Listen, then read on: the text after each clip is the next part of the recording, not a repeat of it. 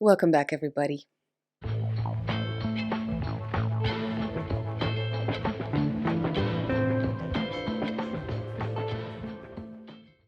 So I visited my old school last year. Sometime last year, I went to my old school. Um, Definitely not happy years spent there. I've learned a lot. I also learned a lot of things that I had to unlearn later in life.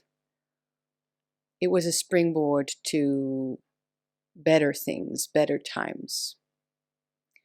Meanwhile, the 3 years I spent there were deeply unhappy.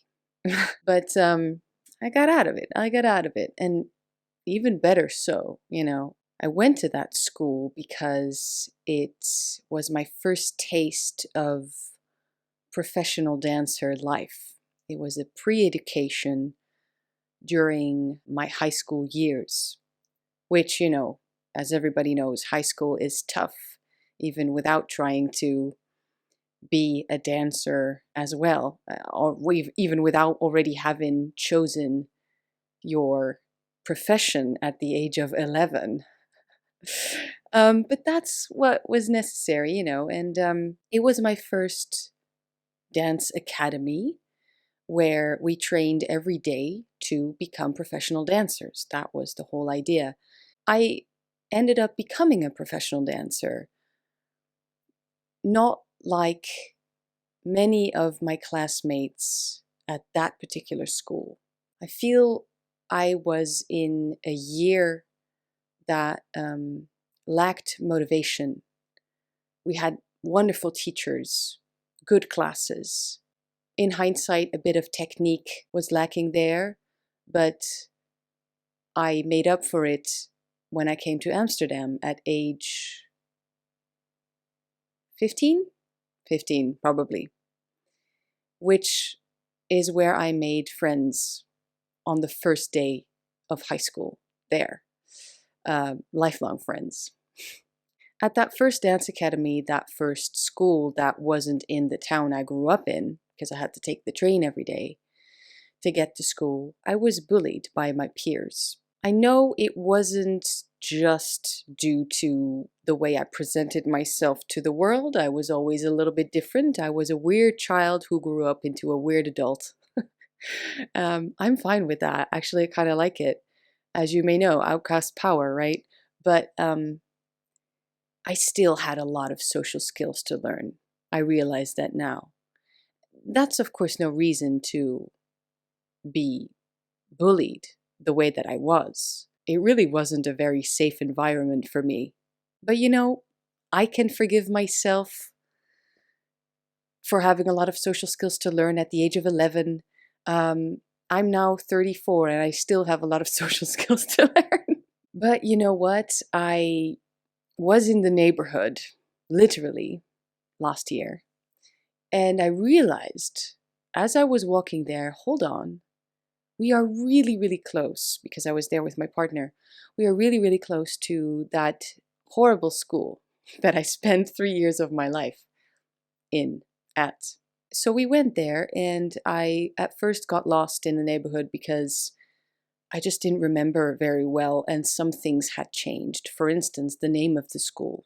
It was no longer the same school, but I asked around, and one person still knew what I was talking about and gave me directions. So we arrived there, and yes, a lot of things had changed, but I did recognize it. Obviously, it was closed. It was during a holiday. And I had my favorite deck with me, the Triomphe de la Luna, so I decided to pull a card. And I got the Emperor. This card tells me so many things, but some things I want to share with you. I obviously, as everyone else who graduated from that school, but I think me especially, having such a horrible time there and just not being with the people who got me, because sure, I was different, but that didn't stop me from getting friends in Amsterdam. Anyway, the card at first told me that I survived and surpassed that stage of my life. Obviously, that's what's supposed to happen high school and then afterwards. It shows me that in what I wanted to achieve and accomplish in my life, I have become somewhat of a master. And still, the Emperor is about fighting, and it says that I still have a way to go, and at the same time, some things to get over, even though, it's been over 20 years. But I already feel different about it, having revisited. I mean, I couldn't go in, it was closed. But having been there and realizing I got lost in the neighborhood, it was so far away. And looking around there and looking around here, realizing where I'm now and pulling the Emperor, it's just all good things. I don't know. I don't even have words for it right now about that particularly, but I have quite a lot of Emperor cards from other decks, and I want to show them to you because they're all very different and very strong in their own sense. This is from the Wild Unknown. So I'm thinking, there are so many thoughts running through your head as you're standing there at the gate, which I used to dread, obviously, passing. What if there would be a reunion with these people? I would absolutely not go. Maybe for the teachers, though. For my peers? No. There has been a reunion between the people that I called my friends at the time, because I did become friends with people who were there just because they lived in the neighborhood and they weren't there to become professional dancers at a later age. It's always like that in Holland. High schools have a deal with the conservatory or with the academy or with another dance school, and then at the same time to mix and, for the school to be diverse, there are all sorts of different types of students there. Also the normal students, as we called them. But even then, I declined. It's been too long. I'm a very different person now. That's not even a given. I was going to say it's a given, obviously, between high school and the age of 34. But no, it's not necessarily a given, is it? This is the Emperor from the polka. I really like him too. I am so far away from that place, that atmosphere, those types of people even. I never meet those types of people anymore. It is behind me. And it was just truly a welcome surprise I got to see that place again and to pull a card and to see that it's the Emperor. Had it been a more difficult card, like the Eight of Swords, for instance, maybe, I think it also would have made sense, but it was nice to see such an empowering card because I see the Emperor as an empowering energy. This is from the Tarot of a Moon Garden, and I absolutely love this depiction of the Emperor. Now, I know the Emperor in shadow as well. This is from the Secret Dakini Oracle. Hot seat. The Emperor in shadow is about enforcing rules and war and all that negativity, but as advice, it's always strong. And from the good old Rider-Waite-Smith Centennial, there is a calm over the Emperor because the Emperor is strong from within. And sure, he has a people to rule over and an army that follows his every move and his direction. But he has that strength from within, and he is, as I said, he is calm. He doesn't need to prove anything, it feels like. He is proud because of who he is, not necessarily his accomplishments. And truly, the Emperor, this is the one from the Thoth deck, this is my greenie. The Emperor doesn't need aggression, violence, or force, or even fear to make people follow him. He exudes power and pride, and he is the ruler, and therefore the one we follow. Now that is positive masculine energy. Because what if we ourselves are the emperor in our lives? Because we make the rules. This is from Crow's Magic Tarot. I love this card. I could see the symbolism in that old school of mine being closed off by a big fence, because I couldn't enter and see it up close. I don't think I would have minded stepping in and just checking things out, like what changed, what's still the same, what do I recognize after all these years. But it turned out it just happened to be so that I wasn't able to enter. This is from the Anima Antiqua Lo Scarabeo Marseille deck. It turns out I didn't need to go and inspect the place because it wouldn't have made a difference.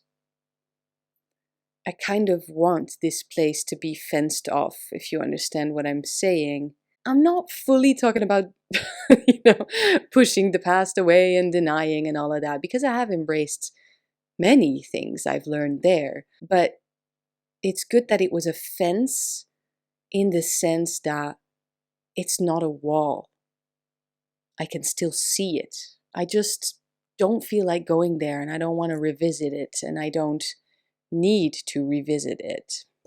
It's good to share this, I think, because obviously it's a very personal matter, and I haven't even shared half the things that I could tell you. But I know that the Emperor is an unpopular card because it seems so strict and too many rules, kind of like the Hierophant afterwards, and doesn't have to be so. I mean, look at this depiction by Patrick Valenza. It's so humorous. He's very silly, actually, isn't he? There's also a little bit of that peacock in there, isn't there? I think it's important to share this with you because of that little snippet of the story of my life and this particular archetype in the tarot, because it shows that it can be very positive and actually healing, because I have grown past it. I've outgrown that stage of my life full of fear and uncertainty and not being accepted, not fitting in. I learned a lot in that place, including many things, as I said, that I had to unlearn somewhere else. But I'm good. I'm okay. I'm far away now. And it feels like that old place no longer really exists, and it doesn't hold power over me, right? It's in the distance, and I'm right here and right now, and this is my kingdom. So I'm the emperor. The Secret Dakini, or in this case, Tantric Dakini Oracle Guidebook with this card, gives us some wonderful keywords, I should say, to think about. Obviously, this book is wonderful. I should really reread it in order to work with this deck again, because I know people have been requesting more videos on this deck, and they are coming, but I really need to reread the guidebook, I feel, because the deck deserves it. Because it's so deep and crazy. Well, let's not get into that too much. Anyway, I wanted to say that the text is great, and I just want to share a few of these words of the text on the Emperor, or rather the hot seat of this particular card. From the seat of the throne, great flames issue forth, indicating the tremendous masculine transforming power inherent here. Meditate on the correct channeling on energy through the higher will, transforming and blending the psyche. Told you it was going to be short, but I love this depiction for so many reasons now. I got this deck before I started working in a particular way. I absolutely adore the depiction of a throne that's actually on fire, because I have a very love-hate relationship with the symbolism of the element of fire, passion, and creativity. This is directly related to dancer life, because dancer life has been really difficult and really hard and really challenging and trying and horrible and wonderful, and all my dreams came true and they all came crashing down all at the same time. Well, I'll tell you, fine, that's life, but also that's dancer life because you just love it too much. Therefore, it can hurt you a lot, and all the things that come with it as well. This is a terrible rant anyway, but I love this idea, and it's me filling in the blanks here, that it's about the secret dakini. So that is feminine power that is about destruction. And because it destroys, it also creates. It renews. But first it needs to kill. It needs to go to that dark place. And the wonderful thing about dakini is that they are sky dancers, and they rule so much. They rule over the balance of life, and they can have, I guess, tantrums in a way, because everything needs to go, everything needs to be destroyed. But actually, it's always to restore a kind of balance. It's always to get to that new place. So I see so much positivity here as well in that sense. Now, this is just me embracing the darker side, right? The flames and the throne, and I see this, that's my own personal touch, but I see this as a throne in the underworld, where hell is obviously on fire. But coming from a person who has had an unhealthy relationship with the emotion anger, I have to embrace it. I have to embrace the idea of hell and flames and the throne of the underworld and ruling over the underworld as a positive thing and an empowering thing and a helpful thing. This is my spirituality, you know? It's not love and light necessarily. Yes, we need healing and all of that, but I find that in these flames as well. Who can relate? Because I know I haven't done a wonderful job. Wonderful is the word of the day, isn't it? I haven't done a particularly great job explaining what I mean with this. The end of that sentence, yes, that's the thing. I want to know if you relate to what I've just said and what I said about my experience in high school, how that affected me later in life. I haven't really talked about that, but if you want to know, check out some of my tarot vlogmas videos, especially the ones that have the word outcast in it, and that's all you'll need to know. I want to know if you've made it this far. Let's use the word fractal, because that's what I see right here. Could also be a shield, but I think fractal is good. Don't worry about the spelling. Just put it in the comment section if you've made it this far and you have nothing else to share. That's possible, just so I know that you've made it through the whole rant, the ramble rather. And if you do have something to let me know, to tell me in the comment section, then feel free to get creative and use that word in your sentence. That's always so much fun to see you play this game. So I know this was a weird video, but I haven't made a video in 2 weeks now, and time is flying by. It really fits the topic of this video, doesn't it? And I know I have so much more to share on this. I could go on for hours, days even, really. But I think this is all I want to say today, and I just want to thank you for being here. So yeah, thanks so much, and I'll see you all in the next video. Bye.